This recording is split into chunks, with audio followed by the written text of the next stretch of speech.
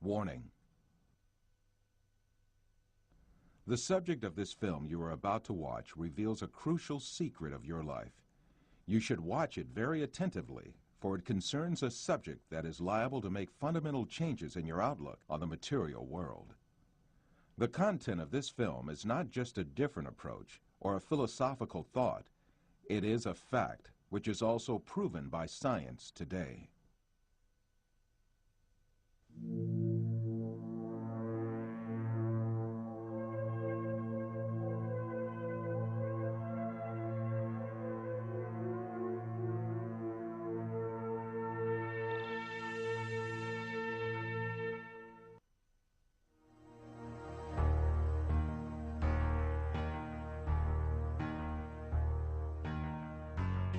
Man is conditioned right from the beginning of his life that the world he lives in has an absolute material reality.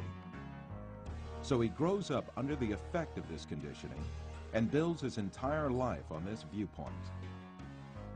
The findings of modern science, however, have revealed a completely different and significant reality than what is presumed.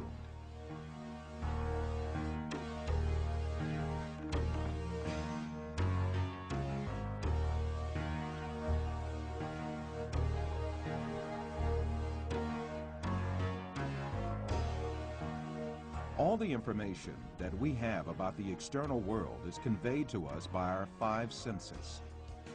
The world we know of consists of what our eyes see, our ears hear, our noses smell, our tongues taste, and our hands feel.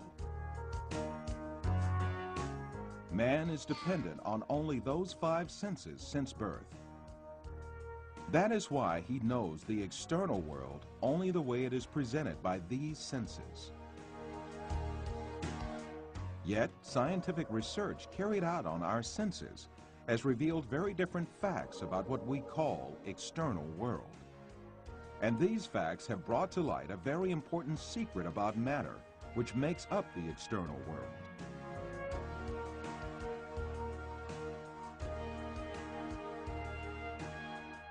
Contemporary thinker Frederick Vester explains the point that science has reached on this subject.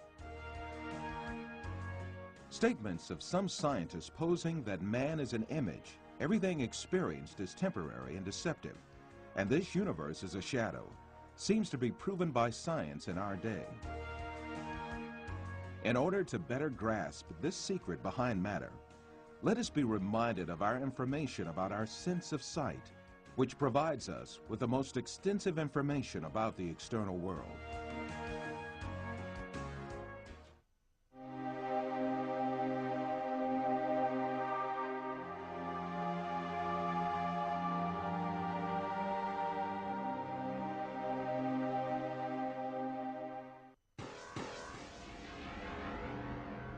The act of seeing is realized progressively. At the instance of seeing, light clusters called photons travel from the object to the eye and pass through the eye lens, where they are refracted and focus on the retina at the back of the eye. Here, rays are turned into electrical signals and then transmitted by neurons to the center of vision at the back of the brain.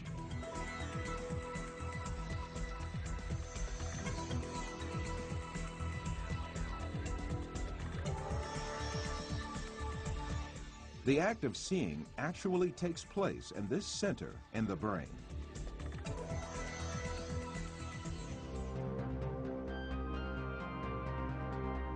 All the images we view in our lives and all the events we experience are actually experienced in this tiny and dark place. Both the film you are now watching and the boundless landscape you see when you gaze at the horizon actually fit into this place of a few cubic centimeters.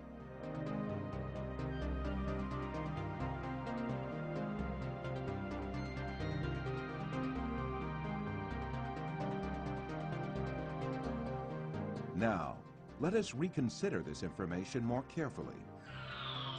When we say we see, we actually see the effect the rays reaching our eyes form in our brain by being converted into electric signals. When we say we see, we actually observe the electrical signals in our brain. By the way, there is another point that has to be kept in mind. The brain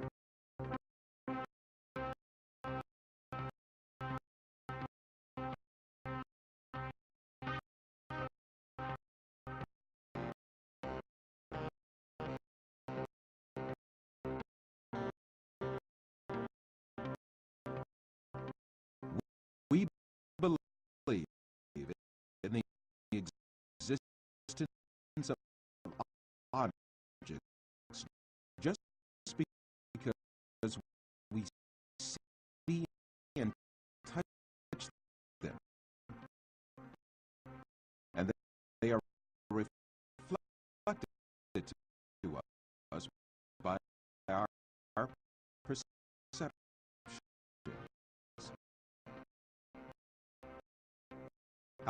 However, our perceptions are only ideas in our mind.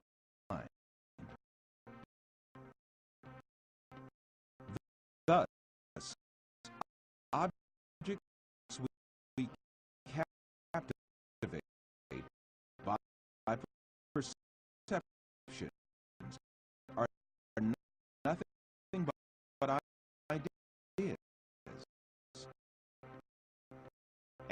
And these ideas are essentially in nowhere but our mind.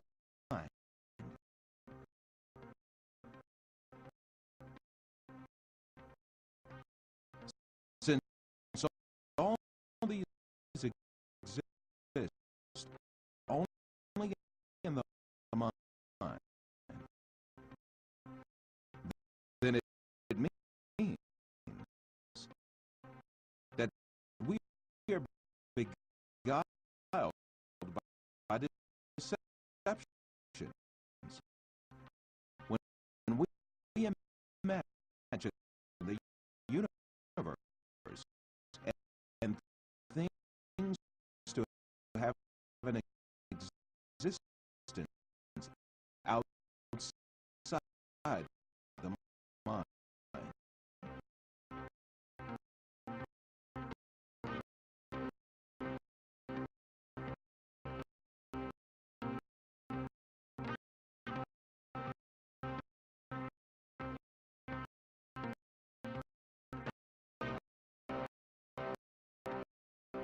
To imagine matter to have an existence outside the mind is indeed a deception.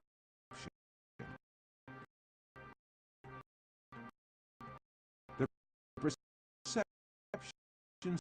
we observe may well be coming from an artificial source.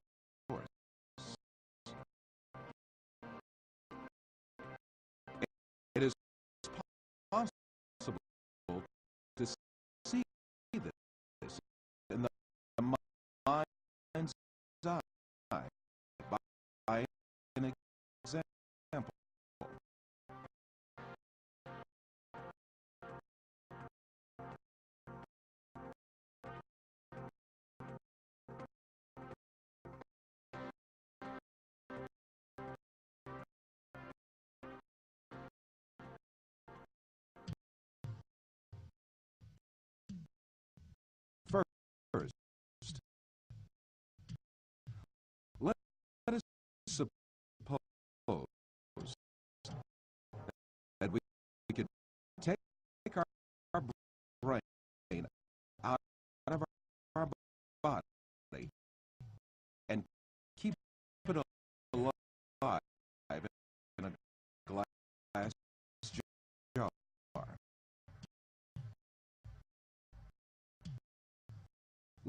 Let us put a computer in which all kinds of information can be recorded.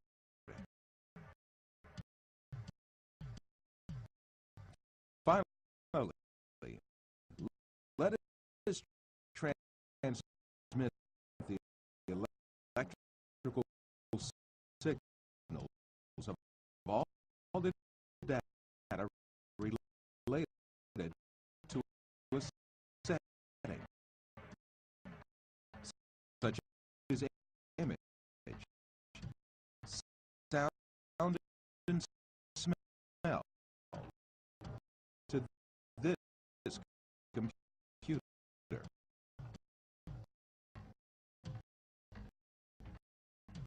Let us connect this computer to the sensory centers in our brain with electrodes and send the pre-recorded data to our brain. As our brain perceives these signals, it will see and live the setting correlated with these. From this computer, we can send to our brain also signals pertaining to our own image. For instance, we can send to our brain the electrical correlates of such senses as sight, hearing, and touch that we perceive while we sit at a desk. In that state, our brain would think itself as a businessman sitting in his office. This imaginary world would continue as long as the stimulations keep coming from the computer. We would never realize that we only consist of a brain. It is indeed very easy for us to be deceived into believing perceptions without any material correlates to be real. This is just what happens in our dreams.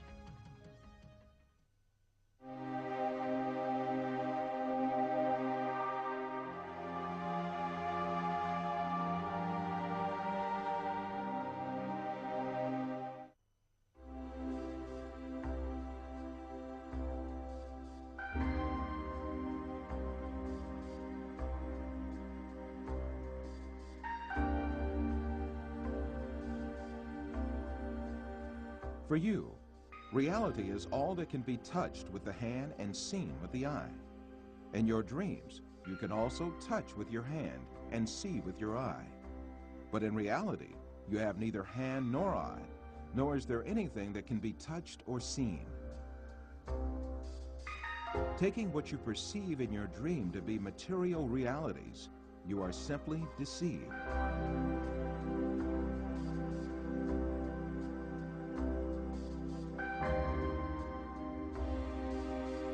For example, a person deeply asleep in his bed may see himself in an entirely different world in his dream. He may dream that he is a pilot and command a giant airplane, and even spend a great effort to command the plane. In fact, this person has not taken even one step away from his bed. In his dreams, he may visit different settings and meet with friends, have a chat with them, eat and drink together. It is only when the person awakes from his dream that he realizes all were only perceptions. If we are able to live easily in an unreal world during our dreams, the same thing can equally be true for the world we live in. When we wake up from a dream, there is no logical reason for not thinking that we have entered a longer dream that we call real life. The reason we consider our dream to be fancy and the world is real is nothing but a product of our habits and prejudices. This suggests that we may well be awoken from the life on earth, which we think we are living right now, just as we are awoken from a dream.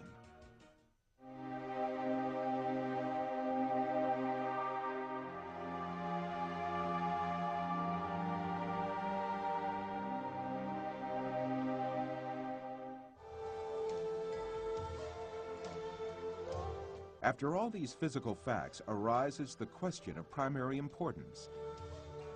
If all physical events that we know are intrinsically perceptions, what about our brain? Since our brain is a matter just like our arms, legs, or any other object, it also must be a perception just like all other objects. An example will illuminate the subject further. Let us think that we extend the nerves reaching our brain and put it outside our head, where we can see it with our eyes. In this case, we would be able to see also our brain and touch it with our fingers. This way, we can understand that our brain is also nothing but a perception formed by the senses of vision and touch. Then, what is the will that sees, hears, and perceives all other senses if it is not the brain? Who is it that sees, hears, touches, and perceives the taste and smell? Who is this being that thinks, reasons, has feelings, and moreover that says, I am me? One of the important thinkers of our age, Karl Popper, also poses the same question. Since the Greeks, philosophers have been thinking about the ghost in the machine, the small man within the small man, etc.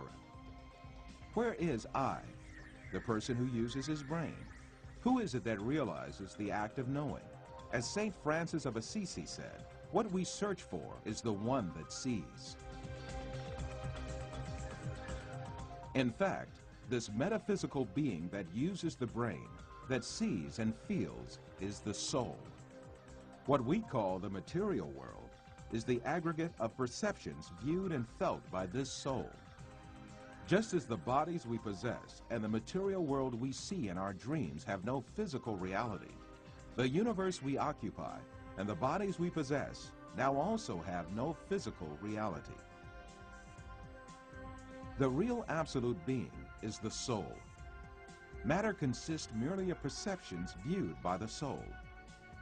Yes, even if we start with the presupposition that matter is real, the laws of physics, chemistry, and biology all lead us to the fact that matter consists of an illusion and to the inevitable actuality of a metaphysical matter. This is the secret beyond matter. This fact is so definite that it alarms some materialist scientists who think matter to be the absolute being.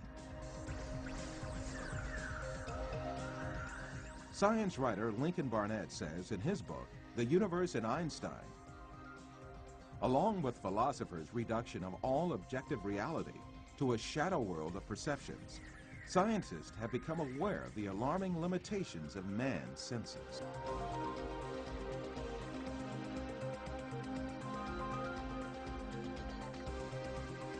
All these facts bring us face to face with a very significant question. If the thing we acknowledge to be the material world is merely comprised of perceptions given to our soul, then what is the source of these perceptions? In answering this question, we must consider the fact that matter does not have a self-governing existence by itself, but is a perception. Therefore, this perception must have been caused by another power, which means that it must have been created. Moreover, this creation must be continuous. If there were not a continuous and consistent creation, then what we call matter would disappear and be lost. This may be likened to a television on which a picture is displayed as long as the signal continues to be broadcast. If the broadcast stops, the image on the screen will also disappear.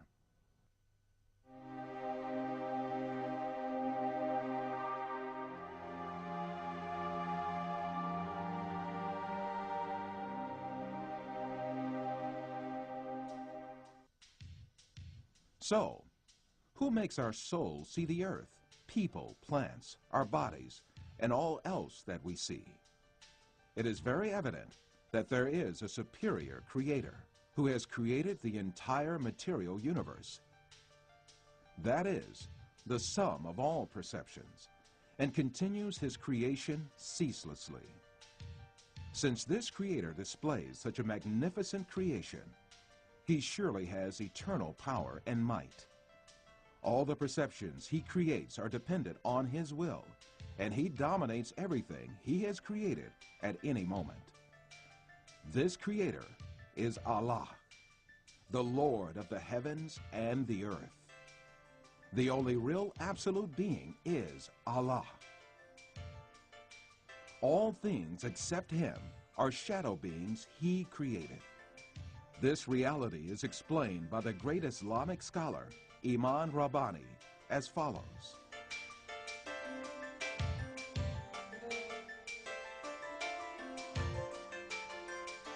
Allah, the substance of these beings which he created, is but nothingness.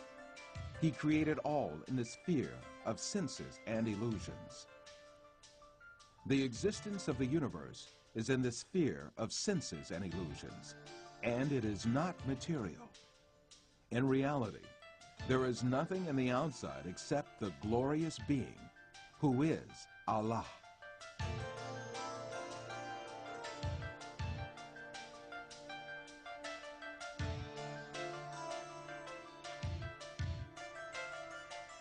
In all the four corners of this universe that is made up of perceptions is Allah's being as the only real being.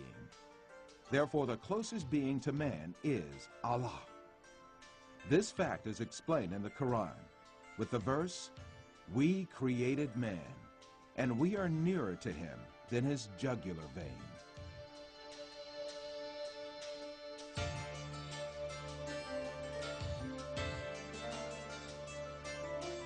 Wherever we are, Allah is with us.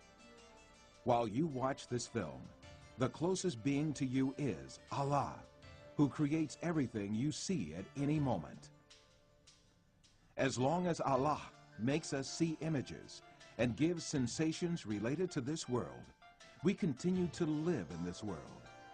When he ends the images and sensations belonging to this world, shows us the angels of death, and gives perceptions of a different dimension, this means we have died.